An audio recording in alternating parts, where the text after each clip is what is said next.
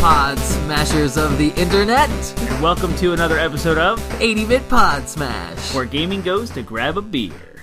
I feel like every time you say that, we both reach for our beers, as if we forgot that we do that until you say it. Yeah, we are your hosts, Penguin and Termite, and 80-Bit Pod Smash is a weekly show about video games, smashing together with culture, and pop culture, and books, movies, politics, and all the other things we care about, and various topics. We are on episode 28. 28. And since this is where gaming goes to grab a beer, we, as always, is tradition for us, are drinking a beer. We are again, for the second week in a row, having Blue Moon with a drop of Young Living orange oil. Ooh, it's money. It's good. Mine has 2 drops in it, so it's a little stronger than the orange, but it's okay. Was that an accident? It was an accident. It's easy to do. I was going to give you this cup, but then I put 2 drops in it, and I was like, I'll do the one with 2 drops. It's okay. So it's I good. got the fancy glass. Yeah, you got the good glass. You got the Three Brothers glass. Three Brothers glass. It's got a little bulge in it. Mm-hmm. You just got a straight pint glass. Yes, sir. So, what's going on? What's new in the world of Mr. Termite? Oh, man. I've been busy, but yeah, at work, it's been a little lull. I'm still working my way through Kingdom Hearts. Mm-hmm. I'm almost at the end there. I got 3 more trophies today, so that was good. Good. I'm not going for the platinum, but I'm working my way through it. Well, that puts you in a Square Enix mood today, which is good, because we're talking about Final Fantasy. Final Fantasy. We're doing another deep dive episode on a game that we like. We're going to title this just like we did Everything Zelda. We're doing an Everything Final Fantasy. So we're going to do this for probably a few of the franchises that we both love and that have enough material to really talk about in a meaningful way. I don't know what other ones we're going to do, but if you guys have ideas as ones that we can do, then let us know. Deep dives into other franchises. We Yeah. could do Resident Evil, come Halloween. Halo. Mm-hmm. Oh, there's so many. Yeah. Let us know what y'all want to hear about. Resident Evil would be interesting. Wouldn't it? Yeah. There's a lot going on there. There's a lot. All right. Cool. Do you want to tell them about the amazing buffet that we had this weekend? Oh my gosh. It was in celebration of your wife's birthday. We went to Founding Farmers.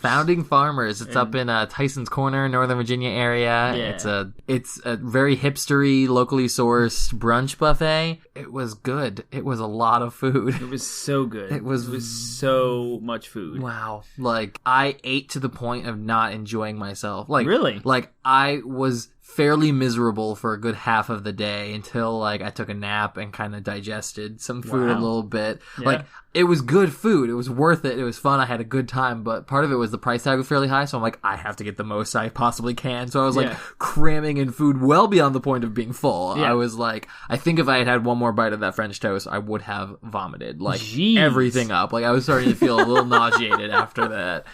But I took Jacob Hall's challenge to heart when he said, to get my 3rd plate, just load it up with pancakes. I saw that. And I did it. I ate every bit of them. I saw you do that and it made me sick. It was so good. That's the point that I turned to you and I was like, you were a fat kid, weren't you? Yep. The world has no idea what this man can put down. It's impressive. I thought that I could eat a lot. I thought I had an appetite, but maybe it's because I've been dieting recently and my my stomach has shrunk. Yeah. That's the only explanation I have, because I mean, I've been dieting since Christmas, and I don't know. Maybe my stomach works differently. Yeah. I don't know. Oh, man. Well, other than the buffet, why don't we talk about our other favorite things? Doing this podcast is our favorite thing. Doing this podcast is our favorite thing. Favorite things, for those of you just joining us, is a segment that we do before we start our topic, where we just catch you up on the things that we like, the activities or games or movies or pop culture that we are digging this week and we want to share with you so that you might dig this week. Yes. And Termite and Penguin saw Tomb Raider. We did. And that is my favorite thing. That is your favorite thing. Because it's the best video game movie adaptation yet. We have a whole episode across the board about video game movie adaptations, what's wrong with them, what's good about them, what have we done right, or where are we at with them. And we think Tomb Raider is a good step in the right direction towards translating a video game to a movie and it not being campy and cheesy and in your face, this is a game. Mm-hmm. I think if you took someone like my parents who don't play any video games and sat them in front of Tomb Raider and didn't tell them it was based on a video game, they probably don't know that it is, they would still enjoy the movie. Yeah, it's getting panned by the critics, but the audience score on Rotten Tomatoes is pretty high. It's like 79-80%, which for a video game movie. I've seen a lot of non-gamers and just people in general post about how they love Tomb Raider. My sisters, totally non-gamers, they texted me and they're like, "We saw Tomb Raider, we loved it." And I'm like, nice. So I think it's doing pretty well. I agree. It's a step in the right direction. Forget what the critics say. They're super out of touch. They don't know what they're talking about. I was reading some of their reviews, and I was just like, no, I disagree with what you're saying. Yeah. There was only one review that I think was on point, and that was someone said something like, "I wish the tombs were as pretty as the main character," or so. I wish the tombs, which I think that's fair because like the sets weren't. They were that impressive. Yeah. I mean, and there was compared to like the game it was based on, where it was just there were so many like little nooks and crannies with so much detail and depth put into them. It was kind of the tomb of Himiko. It was like one little area, and that was about it. You know, that was the only time we saw any kind of tomb raiding in the movie that's called Tomb Raider. So I would agree with that assessment. But Indiana Jones probably did that better. And yes, absolutely. Well, that is a good favorite thing. That is not my favorite thing for the week, even though I did love it. It was very good. My favorite thing for the week is actually a thing that my dog has started doing. I don't know when this started, but I've noticed it recently. Whenever I go to take a shower, if I leave the door open, my dog will wander in, and for those who aren't familiar with my dog, his name is Gimli. He is a Beagle Basset Hound mix. He is super motivated by food and water. Like, he acts as if, in either case, he has never eaten before in his life or never had a bowl of water anytime you put it in front of him. So when I take a shower, he'll wander in and he'll start licking the bottom of the shower door, and he's actually gotten to the point where he can get his tongue through a little gap in the door. And so I'm sitting there in the shower, and I'll just see the little pink tongue flicking out from under the door trying to get the water. And I want to film it so bad, so I think I'll have to get like my phone in a Ziploc bag, run the shower, and then just film his little pink tongue flicking in and out. So I have to actually like hit the door before I open it, because otherwise I'm gonna like jam it into his nose, and I don't want to do that to my poor dog, even though he's being stupid. So that's my dog. That's my favorite thing. It's my dog's stupid shower licking. It's so weird, but I love it. It's totally my dog. So. Well, you know what's next? What's next? Downloadable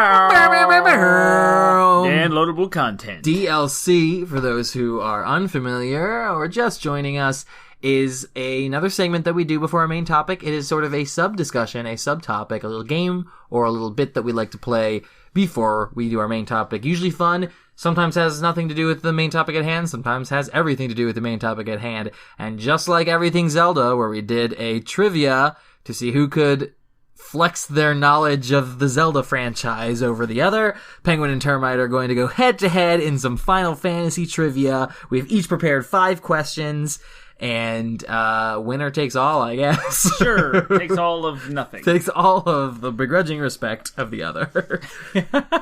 Round 1. Fight. Final Fantasy trivia. Did you go first on Zelda? I don't remember. Okay, I'm going to pretend like you went first on Zelda, and I'm going to go first on Final Fantasy. You ready for this? Let's hope we don't have any overlap. Let's get it. All right. Final Fantasy is in the top 10 best-selling franchises. Which number, 1 through 10, is Final Fantasy in the best-selling video game franchises? 7. It is number 10. Oh. Wrong. Okay. Final Fantasy 10 sold more than all the rest? No, Final Fantasy, the franchise as a whole, it's in the 10th slot. Is number 10 best-selling franchise of all time. I misunderstood the question. I thought you were asking would your answer have changed? I don't know. We will count it as a maybe. Yeah, it's still point. Lost, but because I wouldn't have guessed 10. Okay. I would not have guessed 10. Fairly tricky, the way I worded it. It's I like fairly it. Tricky. Yeah, I like it. All right, go. Number 1 for you. Which early Final Fantasy was never released in North America until a Nintendo DS port in 2006? Final Fantasy 4? No. Oh. Final Fantasy 4, I can't reveal I'll just tell you the answer. Because if I tell you too much, then you'll know the answer to the next question. Oh, great. Final Fantasy 3. 3 was going to be my other guess. Yeah, because 3 was a Famicom game, which is an NES. Okay. The Japanese equivalent to the Nintendo NES is the Famicom, and 3 was released in Japan on that, and it never came to the United States until a 3D remake on the DS. Got it. So, yeah. Okay, cool. All right, number 2. Which Final Fantasy introduced the all-beloved summons? Or just summons in general. Which Final Fantasy introduced summons? 6? It was actually 3, the same answer. Oh, that was the last one that you I've had. never played. That's funny. All right, 0-0. Oh, all right. Which 2 Final Fantasy games... I'm sorry. What are 2 Final Fantasy games which were numbered differently in North America versus Japan? What are 2 that were numbered differently in North America? Their Japanese numbers were different from North America. What were they? Just 2. Is one of them 6? Mm-hmm. Okay, all right. What was 6 in North America? What was 6 in North America? Mm-hmm. Final Fantasy 6 in Japan was what in North America? Is that the other answer? No, it's just I was just curious. I mean, it's not. I asked you to. You got one of the 2. I got one of them too. You're halfway there. All right. Can I get the other one first? Yeah, sure. And then maybe talk about as a bonus. Yeah. The other one that was numbered differently was 4. Yeah. Oh, there you go. That's totally a guess. Nailed it. I don't know what they were. Okay. Final Fantasy 4 was released in North America as Final Fantasy 2 on the Super Nintendo. Interesting. Because 4 was the first Super Famicom Final Fantasy in Japan, so it was the 4th one. And then Final Fantasy 6 was released as Final Fantasy 3 in North America for the Super Nintendo. Cool. So now it's 1-0. Oh, wow. Good job. Good work. All right. Number 3. Final Fantasy VII was originally planned for which console? The Nintendo 64. Ooh, the Super Nintendo. Really? Yeah. With the disc add-on? Huh? I assume it must have been. Yeah. So they were planning a disc add-on for the Super Nintendo, and they were working with Sony to get it done. Yeah. And that fell through, and Sony just went on its own. So that must have been it. That must have been it. Darn. All right. Hit me with number 3. What Final Fantasy game was released as an, quote, easy version for North American consumption? Which one? Is it a numbered title? Sorry, can you repeat the question? It's not a numbered title, but which Final Fantasy game was released as an easy version for North American consumption? Crystal Chronicles? No. Oh. It was a good guess, though. It's Final Fantasy Mystic Quest. Oh, I didn't even know that was a game, so... Oh, all right. Yep. All right. The sword, Masamune, has appeared in every Final Fantasy title except which one? The first one.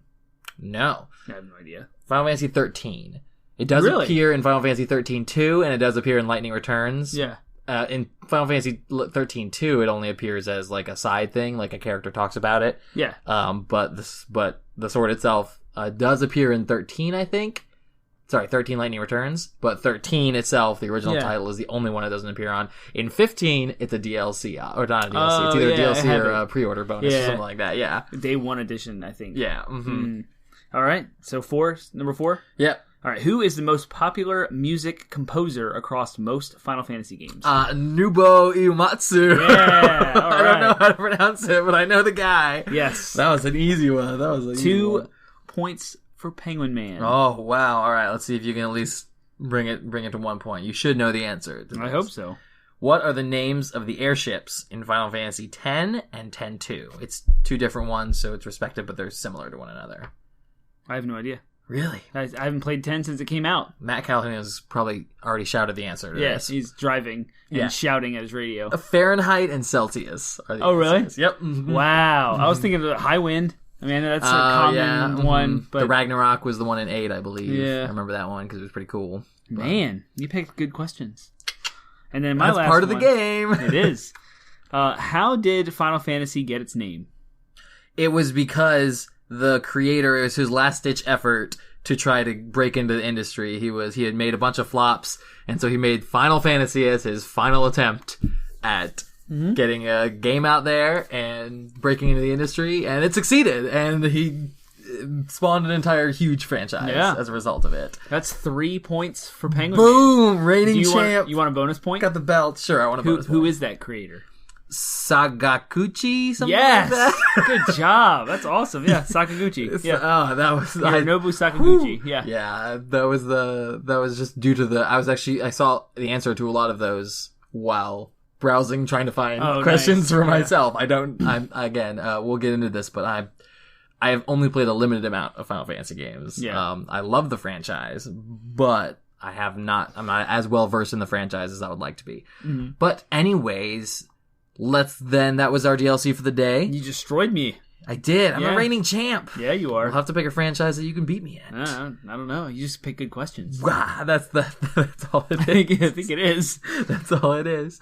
All right. Yes. So you're going to hear the words Final Fantasy a lot. And we're not talking about anything adult. No, we are talking about a video game franchise that has existed since, I believe, 1987. Is that correct? Sounds about Final right. Fantasy 1 came out. Yep. It is, it's an RPG, so that's the genre. I don't think we've had a deep dive on RPGs yet.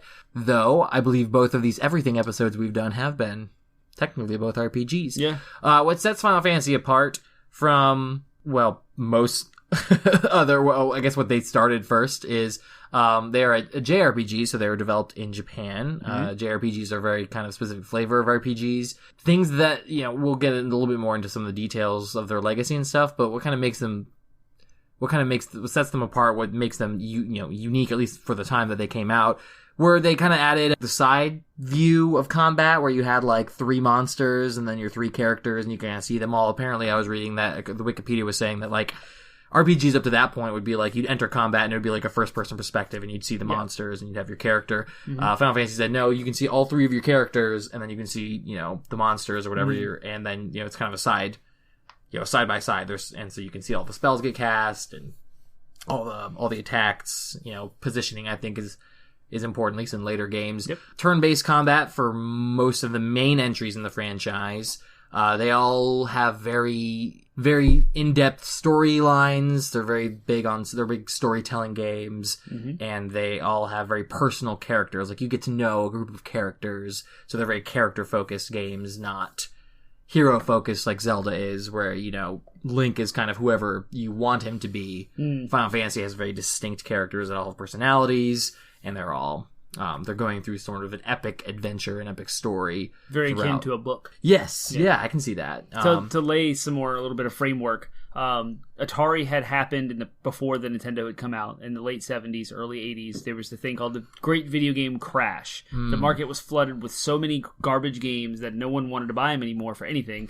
And so PC gaming was kind of a niche, and that's where like big role-playing games existed. Kind of started out of Dungeons and Dragons. You had big text-based RPGs, like where you type in commands and get responses. That's where your first-person combat came in.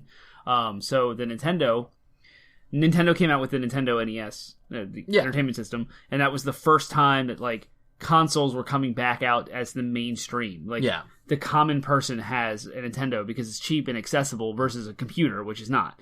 So Final Fantasy was like the first big PC RPG available to the home console, the mass market, if you will. And so they took this awesome storytelling mechanics with its characters and plots and everything, granular details of equipment and managing your party and battle systems, and made it accessible to everyone on a really good quality, like scale.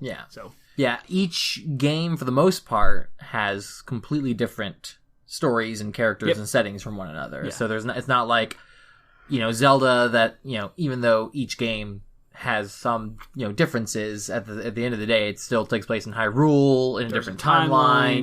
They have a unified, it all takes place in the same universe. Right. Each numbered Final Fantasy is its own game from beginning to end. And no overlap. No overlap. There's a couple of characters that share the same names, and there's a couple of elements, that we'll get into that, kind of cross over. Tropes, such as if you will. Chocobos and Moogles and some other things.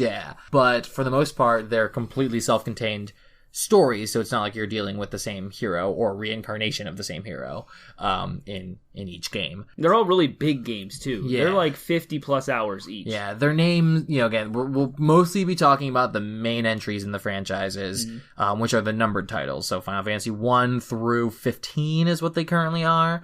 We probably won't talk too much about 14 because it was, and 11, because those were both the MMO titles. Right. Which I have no experience with. I played both. You have played both. Uh-huh. I got to max level in 14. Wasn't 11 the one where when you died, you'd actually lose XP? And yes. you could lose levels? That's terrible. Oh, it was a garbage. We can do an entire episode as to why 11 was garbage. But shout out to my brother, because him and his friends, they played it religiously. Wow. And they did all the end game grinds for the artifact weapons. And that's back in when EverQuest, we'll do an episode on MMOs and talk more about that's a good idea. That's like when EverQuest was the standard. Pre-World of Warcraft. It was pre-World of Warcraft when WoW came and made everything more accessible to MMO players and really, made them casual things, whereas, EverQuest, you'd have 4-hour-long battles for one boss. I'm like, that's nuts! Yeah. So, that was back when MMOs were actually a hardcore affair by all... Yeah. It would take weeks to level up once in Final Fantasy XI. That's ridiculous. Weeks.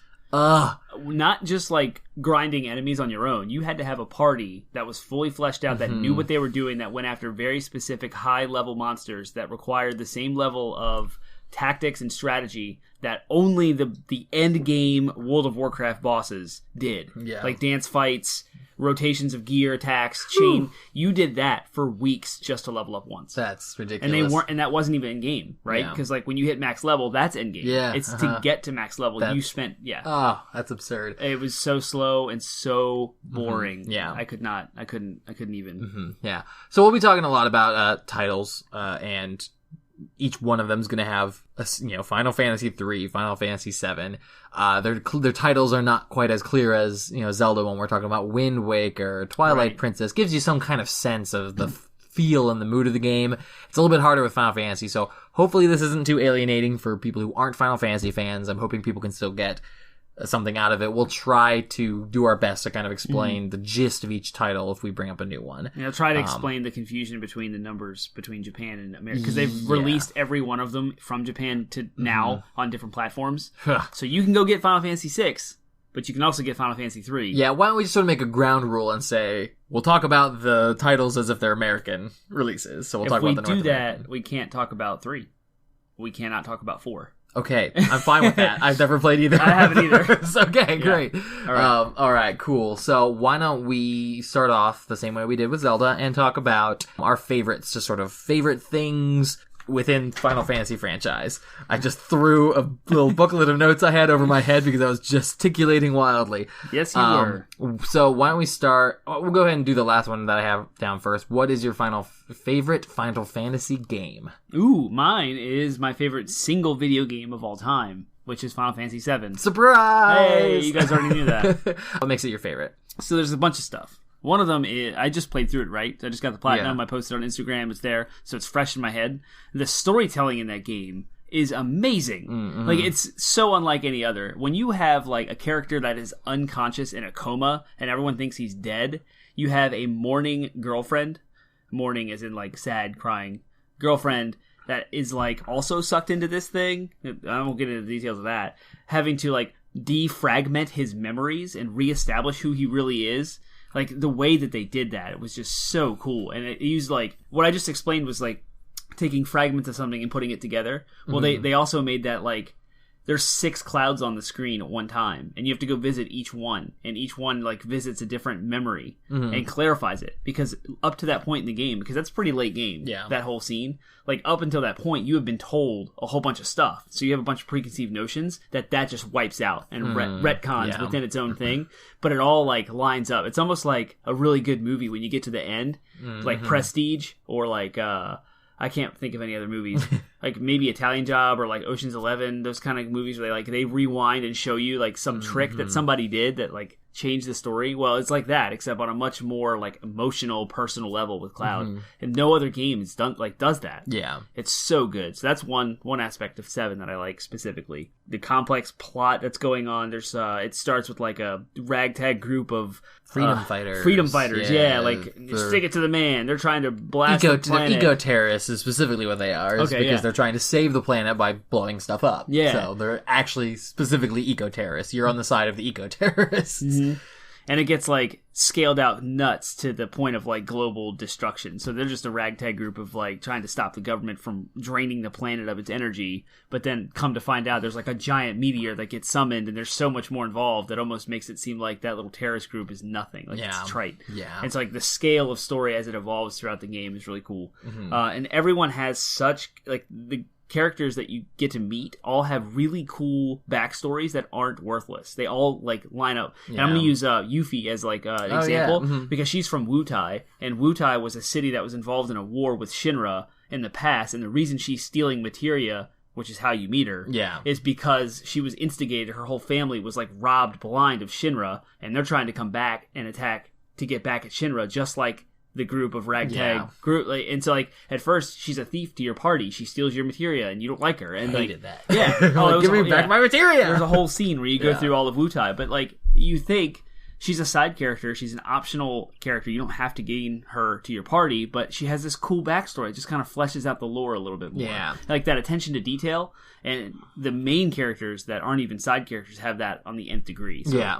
Like they're all... Well, and then you have the other great example in that, in fact, probably the best character development in for all, I would say, arguably all the characters, is Vincent, who is also a side optional character, and you find out that he was in love with the mother of the main antagonist. Yeah.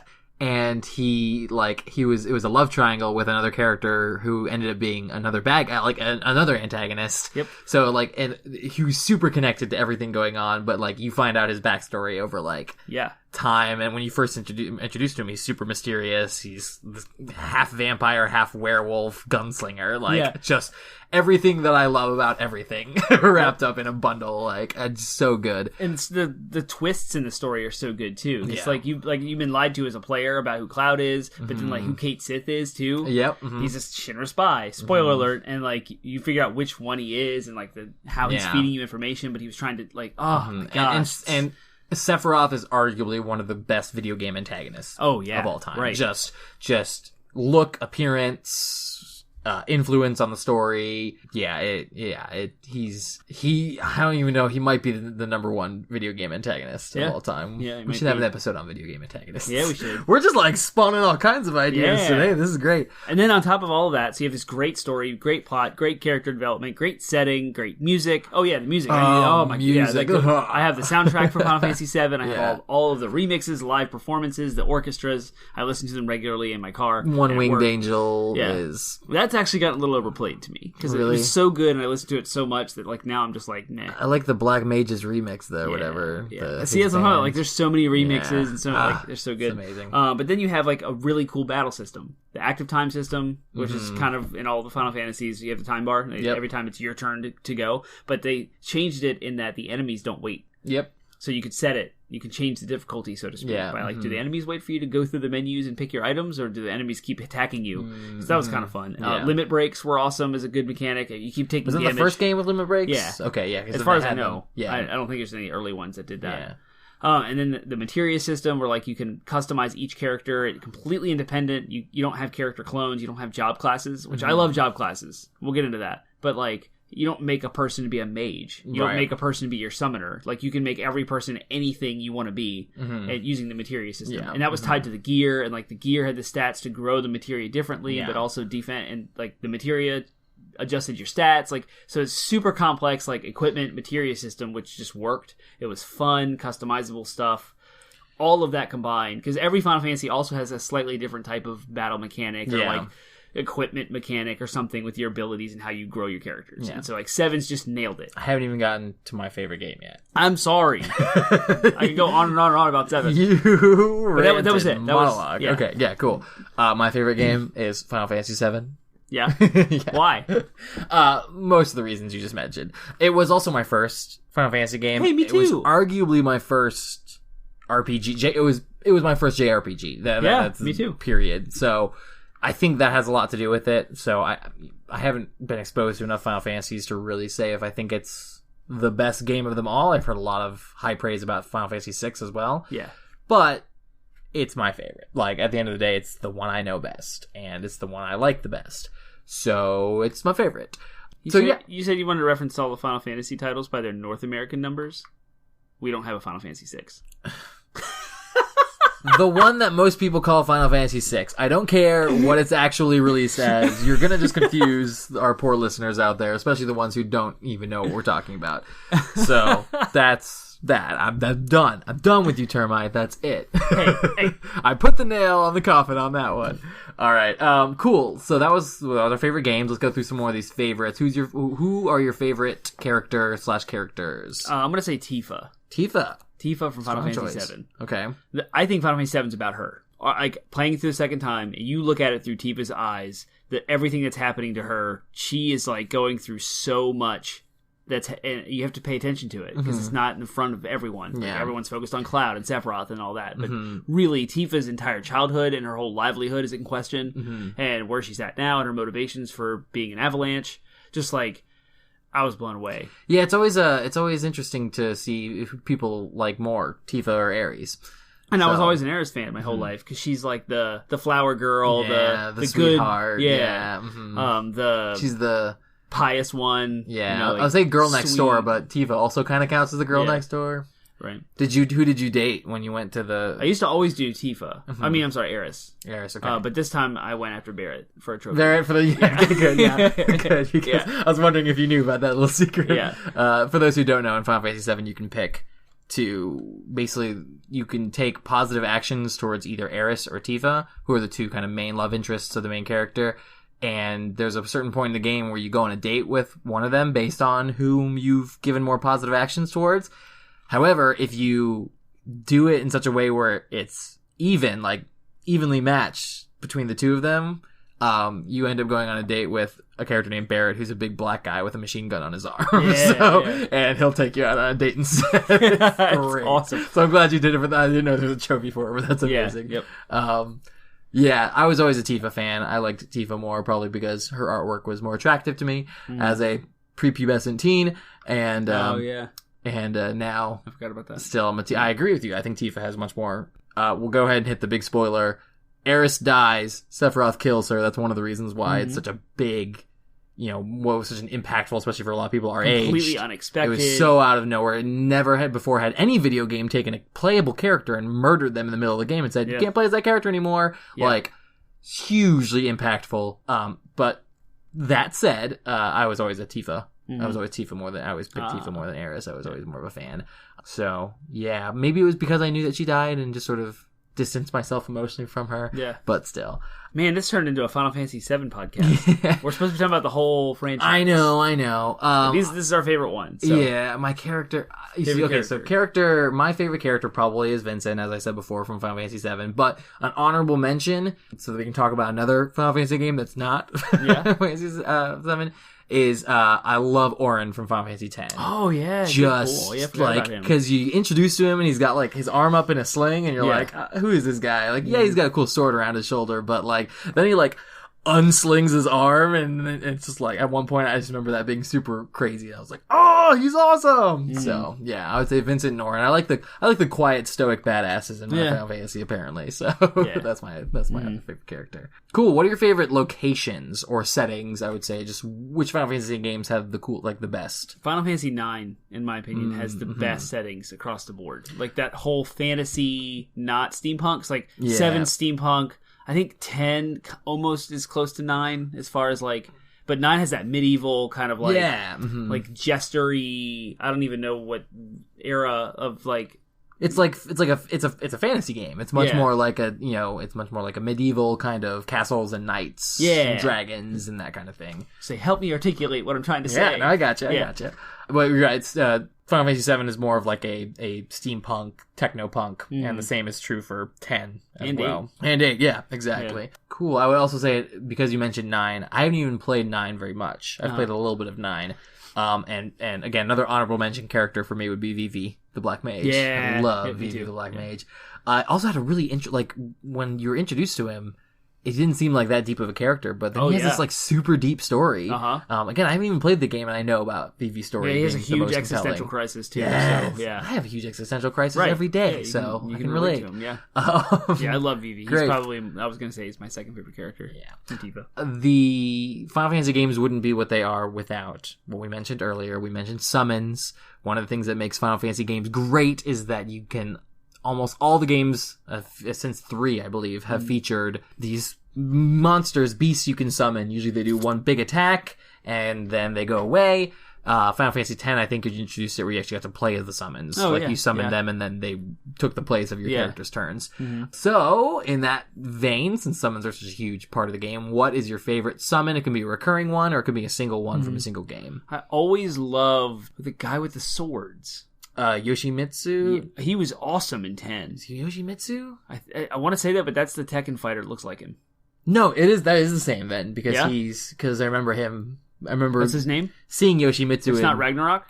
No. Okay. I remember seeing Yoshimitsu in Soul Calibur and being like, oh, he shares the same name with the Final Fantasy summon. So I knew it. Am I stupid? In Soul Calibur and Tekken. He's in both. He's in both. So I'm not... Okay. Yeah, all right. Exactly. Yoshimitsu. Yes, that guy. He was pretty awesome. Yeah. And he would always have their health, wouldn't he? Yeah. Or that was Odin. He was in Odin. Oh yeah, Odin in 7, but but in I know 10 and some other ones, Yoshimitsu would do that. So that's a good one. My favorite is and maybe this is cliche, but I love Bahamut. I just love the big old dragon, especially in Final Fantasy 7 where he had like 3 forms. You got Bahamut, then you got Neo Bahamut and Zero Bahamut, and I've been a fantasy fan forever, and so being able to summon a big old dragon who just laser blasts everything on the map was a huge fan. And he was awesome in 10 too, especially considering you got to actually control him. That's all I did. I boosted up my Yuna just so I could summon Bahamut all the time and be like, Rah! So awesome character. There was also, what was it in, I believe it was 8. I think it was 8 you actually got to fight. So I think 7, one of my trivia pieces was that 7 was one of the only ones that didn't have fightable summons. You never actually got to fight them. They were just in the form of materia. Right. And in 8 you actually had to fight the summons in order to get them, and then there were other versions of them that you could fight as well, and there was like a Tiamat that you got to fight, and you got to use like Bahamut against them, and it was interesting, but they were like, Tiamat and Bahamut were both big dragons, they had the same model or whatever. So, good times. Okay, cool. Summons. What's your favorite magic system in a Final Fantasy game? Materia from 7? Yeah. Okay. But I can say my least favorite, just to have something to talk about here, is Final Fantasy VIII's stupid draw system and the Guardian, attack, we just talked about summons. Yeah. If you get Ifrit, you had to attach a character to Ifrit, and that person got Ifrit-like traits, so he was a fire thing, favored whatever, or Shiva, ice, and then you had to draw from that, and eventually learn the ability. It was so bad, and so grindy, and so stupid. I couldn't stand it. I felt like it was really slow, and it didn't change enough or progress far enough to make it. You also had to when you used the Guardian Forces, you had to which are the equivalent of summons. There's called Guardian Forces. Whenever you use them, you had to click a button to amp their power up, and so you'd see a little counter at the bottom, and while the animation was going on, you had to get to a certain number in order to do, it would increase the damage of it. I always found that annoying, so unsatisfying. Yeah. Okay, yeah, my favorite magic system, I really liked the trait was it some kind of, I don't remember what it was called, but it was the one in 10 where you had the sphere grid? The sphere grid, that's what it was, and so you'd eventually be able to fill out the grid in such a way where your characters would have overlap, but they just start off with the traits or whatever, the spheres they unlocked were specific to them. I really liked that because it gave you a sense of the characters. Yeah, in the end game you could make them all the same. Because you could max out the entire grid. Yep. I liked the materia as well, but I really liked the sphere grid in 10. I thought that was really cool. Final Fantasy IX's was a little bit grindy, but I liked that your abilities were tied to the weapons. So you equip them with a sword, and that sword grants them the ability to steal. Well, you have to get a certain amount of AP with that sword to master it, so that your character would have it forever. Yeah. Otherwise, it's just tied to the gear. So if you switch the sword, you'd lose the ability. It's a little grindy, but I kind of like that because it would keep you constantly rotating through your gear, which I love in Final Fantasy games. I like lots of gear. Final Fantasy VIII didn't have that. Drove me nuts. Every character had 4 weapons, and you just upgraded them, and I didn't like it because I like lots of stuff, lots of change, upgrades. All right, let's go ahead and do. What's your favorite spin-off Final Fantasy spin-off title? Does Tactics count? Tactics counts. That's my favorite. That's arguably my second favorite. That is my second favorite Final Fantasy game. Nice. I love Tactics. Nice. So that's a sphere grid game. You have a party of 5, and you have turn systems where you can move a certain amount of blocks, and then you have to stand next to. So the orientation of whether you're behind them, in front of them, next to them. Tons of job classes, tons of equipment and gear that you can equip and customize your characters completely. You would level up each job, and that's how they would master their abilities. And you could it was just so good. And the story was the Zodiac stones and tied to this super medieval oligarchy kind of government with like religious fanatics going, but also like the kings of houses, lords and stuff all going at each other. So super political story, just really interesting. Yeah. Awesome game. Yeah. I would say, and I think this counts since it's content, we didn't say spin-off games, but I loved Final Fantasy VII Advent Children, the movie. Oh, yeah. Yeah, so they released a movie and like continued the story, yeah. and it was awesome, and they just had the fight between Sephiroth and Cloud, that was just like, and that was when they played the One Winged Angel music, that was like, like, I was like, oh, it was so good, I loved it. So Advent Children would probably be my favorite spin-off content. Let's go ahead and do, what do you think what's your least favorite? What do you think garbage has been released with the Final Fantasy name? 13's pretty bad. 8, I think, still is my worst. Like, my least favorite one. Like, everything I about liked 8. 8, I'll be honest with you, 8 is one of 2 Final Fantasy titles I've actually finished. Oh, wow. I have not finished Final Fantasy 7. I got all the way up to One Winged Angel Sephiroth, and at the time that I played it, I was too young. All you missed was the CGI ending. Exactly, that's it. And which I googled later, of course. Yeah. But so you essentially beat it. Yeah, but I haven't beaten Sephiroth. It doesn't count. I mean, no, it does, but I it haven't doesn't. killed it. Yeah. But again, at the age I did it, I was a noob. I didn't understand how RPGs worked. I didn't understand. Everything I did was like put all in an attack, and it's like I never learned to like. Oh, cast barrier on yourself, and so he won't one-shot all your characters all at once, So those are things I know now, of course, because I've played RPGs extensively. But at the time when I was a kid, I didn't know any better. So that was I would say is one of my biggest shames. But 8 I thought it was great. I'd like to give 8 another try as an adult because I had so much expectation from 7 when 8 had come out that it was such a letdown. And then I tried again with 9 and loved it. Yeah. I loved 9, and then 10 came out, and I played the crap out of 10 on PS2. 10 is the other one. 10 and 8 are the ones I beat. Yeah. Mm-hmm. And so, like, having that, like, 8 was horrible, and it didn't meet any of my expectations, but then 9 and 10 came out, and those were awesome. Mm-hmm. And then 12, I was just at a different, like, I was playing other stuff and never really got back to. And so, like, and then 13 came out, and I was kind of like, meh. I don't know. I grew up. Sure. And I would love to revisit 8 without the grindiness. Mm-hmm. So I'm looking for that PS4 port that has the speed multiplier and, like, the cheats. That's like Final Fantasy 7 did. Yep. Mm-hmm. So you can really just focus on the story. Mm-hmm. That doesn't exist anywhere yet. Yeah. I'm just hoping for it. I have the Final Fantasy 8 port on Steam, but I don't know if it comes with any of those boosts. I will say that when I beat Final Fantasy X, I actually rented a PS2. Did you? From like that was back in the days when you could do that. Still do that. And I rented a PS2 and I just burned through it in like a week, I believe, because I only had the PS2 for a week. Wow. So I just like chugged through Final Fantasy X. I was middle school, early high school, maybe ninth grade, I think is maybe. I was like obsessed with 10. I played everything. That was good. Cool. Then let's go ahead and move. You have top 5. I'm going to do top 3 only because I think I've only played 5 Final Fantasy games. So go ahead and do your top 5 Final Fantasy games. So 7 is the first one. Yep. Tactics is 2. 9 is 3. Okay. 6 is 4. Okay. Which is Final Fantasy 3 in North America. All right, yeah. And then 10 is 5. Okay, cool. Yep. My top 3 would be, I would say, Final Fantasy 7, of course, Final Fantasy 10, and it would be a toss-up between Final Fantasy 8 and Final Fantasy Crystal Chronicles. Yeah. I liked I never actually got to really play Crystal Chronicles, like, extensively, but the little bit I did play was fun, because it was you own it. Great couch co-op. I do own it. And I have 2 Game Boy Advance SPs with 2 link cables to the GameCube. Oh, that's going to be our next time. So that's awesome. I think we could play that more extensively than either one of us have ever played. Yes, that'd be so fun. It would be so much fun to play with 4 people, though. If we could get 4 people involved, that would be. I could get my brother's Game Boy, and I have a 3rd cable. I have a Game Boy Advance, and I might have a cable. Actually, no, I do have a cable. Then we got it. Boom. We're gonna play some Final Fantasy Crystal Chronicles, y'all. Great, awesome. Well, then that's, I think that's our favorites. That's our everythings. Let's go ahead and talk about, what are some fond memories you have, specific moments in any Final Fantasy game that was special, that, made it great. It could be a gameplay moment. It could be a story moment. Just kind of talk to you life moment. How about that? Sure. So my first foray into Japanese RPGs was also Final Fantasy VII. Okay. When the PlayStation had come out. I spoke way early episode 2 or 3, that my grandma had gotten us a PS1 for Christmas. Yeah. And it was completely unexpected, and we wanted to play the whole library of PlayStation games, and Final Fantasy VII was one of them, but it hadn't come out yet. Mm-hmm. So the day it came out, our friend down the street, James, shout out to you, I know he listens, he went to buy it, not owning a PlayStation, and he played it at our house. Yeah. Mm-hmm. And we stayed up until like 5 a.m. Wow. And he was playing his file, because his game. And my brother and I and him were just hanging out. Like, so my brother and I were just watching him play and like reading the text with, and like I was such an impact. It's so good that I like dreamt about it, and I couldn't sleep. Nice. And like, I had the music stuck in my head and the tone and the feel. I just have like this PlayStation memory and that good, like awesome.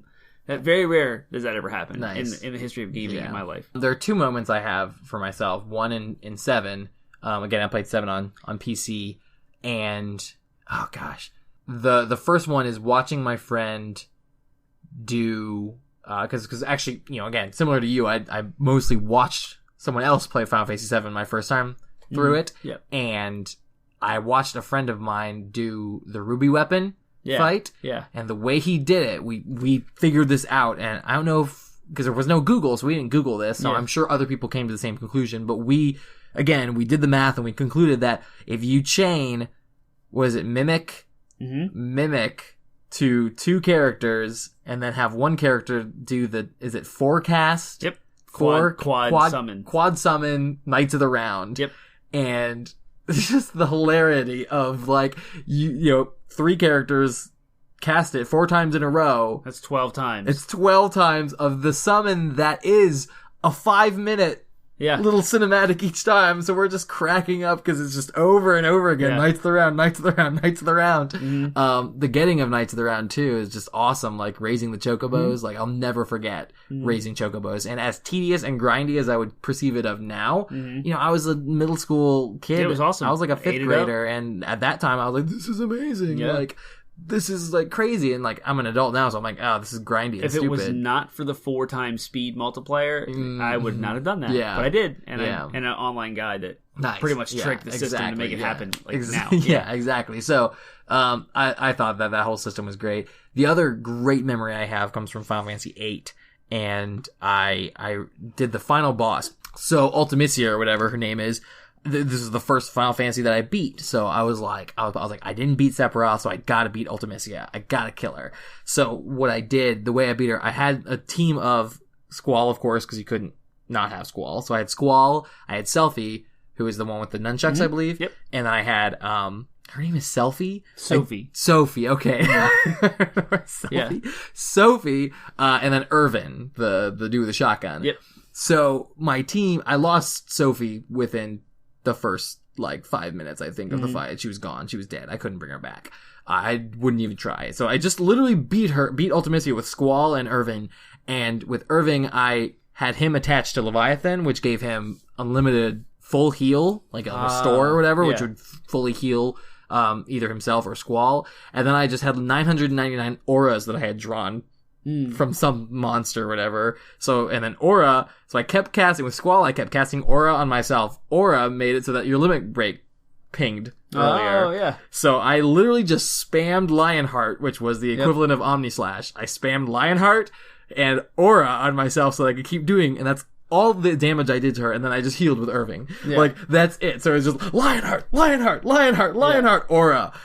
Heal, like just 2 characters is just doing the same thing over and over the again. whole draw system could be broken to do that. Yeah. Like throughout the entire game, it's actually cheesy. Yeah. Like you can just cheese your way through it. Yeah, I cheesed my way through that fight in order to beat her. But I remember, it still took me like an hour. Yeah. I remember my parents and sisters had gone to some church event or something, like a square dance, and I'm sitting there like the recluse that I was as a high school kid or whatever, and I'm like, I'm gonna kill Ultimisia, I will beat her! Lionheart! You extrovert. That was it. Yeah, totally. So, yeah, that was a special moment for me. Cool. So let's talk about the impact that we think that this franchise has had on the industry and on the culture at large. Yeah. I like the note that you put here about Final Fantasy Switch to PlayStation, because it was on Nintendo consoles. There was the deal I just talked about earlier where there was a Sony and Nintendo working together to make a CD playing attachment to the Super Nintendo to continue the life of that console, but Sony just outright said, nope, we're going to make a PlayStation, and said, we're not doing that. So the deal fell through, and Final Fantasy ended up on PlayStation, and with Sony from 7 on, until multi-platform things were Final Fantasy 13, and there's PC exclusives. But yeah, that definitely helps PlayStation name. Yeah. Like, get established and help drive some consoles. Yeah, that Squaresoft switching to Sony, really. There's a Japanese RPG golden era to be said about the Super Nintendo. Yeah. Like the Chrono Trigger and Secret of Mana, Secret of Evermore. Dragon Quest, was that on there too? Or was that later? Dragon Warrior, I think is what it was called at the time. Yeah. Mm-hmm. And then some of the early Final Fantasy. Sure, like that was all Nintendo, but when Square Enix, now is Square Enix, at the time was Squaresoft, moved to PlayStation, then that created the PlayStation RPG golden era.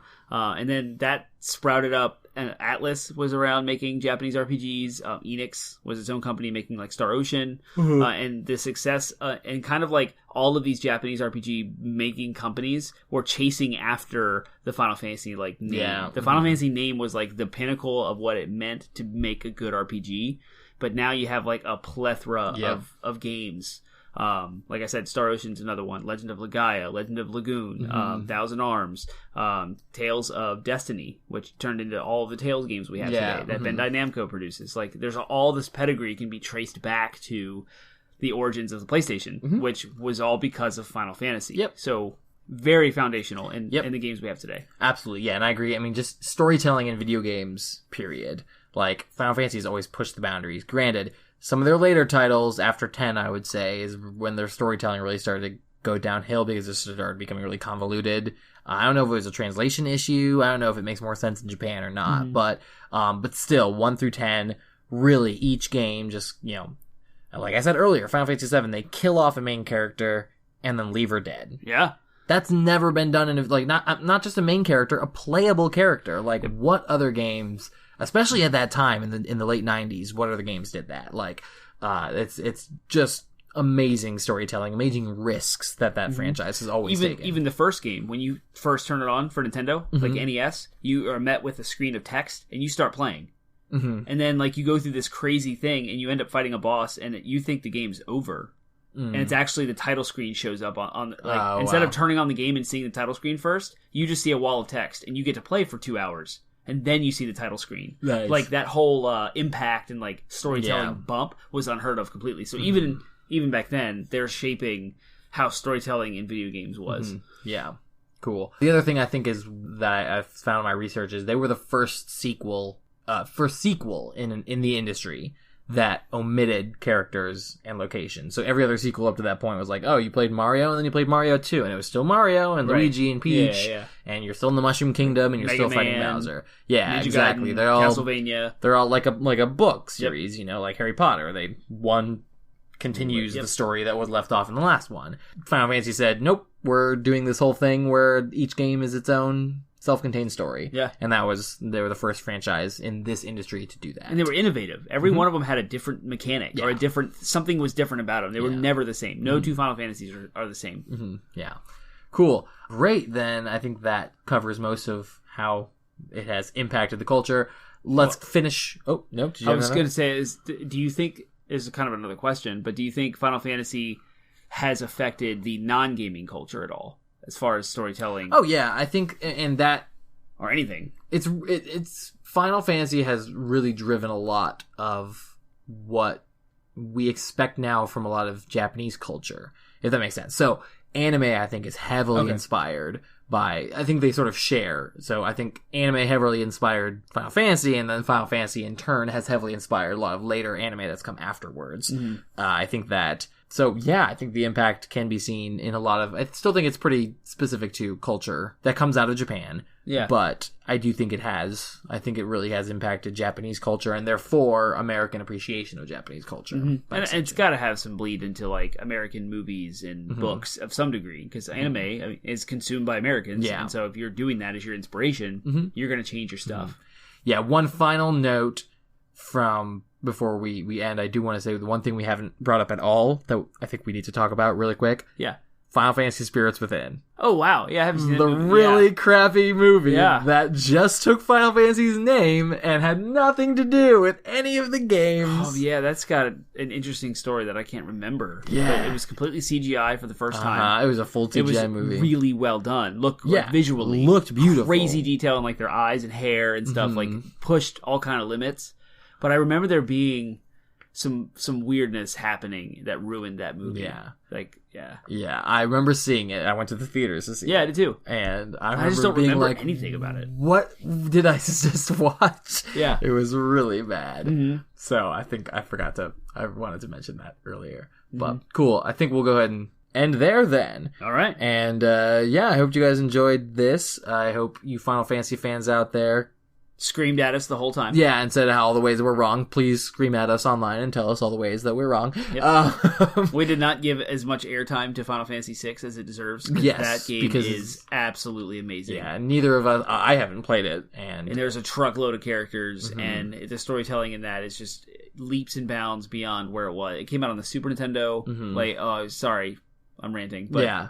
Yes, as we're winding down, I'm sorry for those fans of yours of 6 that we did not give enough airtime. That game's amazing. True. But yes, tell us what your favorite Final Fantasy games are, what your favorite Final Fantasy moments are, and if you are not a Final Fantasy fan, let us know if you're interested in playing them, or let us know if you're never going to touch the series. 15's very accessible. So that's the newest one. It's out there now, PS4, Xbox One, PC. PC just came out, that's right. So everywhere, Final Fantasy 15, go play it. You'll get a feel for all of Final Fantasy. I would love to play it, Termite. You're supposed to borrow it from me. I would love to borrow that game from you and play it. Yep. When do you think our Podmashers can expect me to borrow that game from you? I don't know. I know. The Royal Edition just came out. That's what I want. Oh, I gotta patch my game so I can get all the DLC and play through it. Nice. All right, y'all. But yeah, let us know. Engage with us. Talk to us. Play Final Fantasy with us. Yay! Y'all can find us pretty much most various social medias at 80-Bit Podsmash, all one word. The 80 is 80, not the phonetic spelling of it. And 80-Bit Podsmash. You can find us on Reddit there. You can find us on Instagram, Twitter, and Facebook. And please hop on iTunes and write a comment. That's still one of the best ways for podcasts to get exposure. Yep. So, yeah. Thanks, guys. Have a great... See you on the internet. Yeah!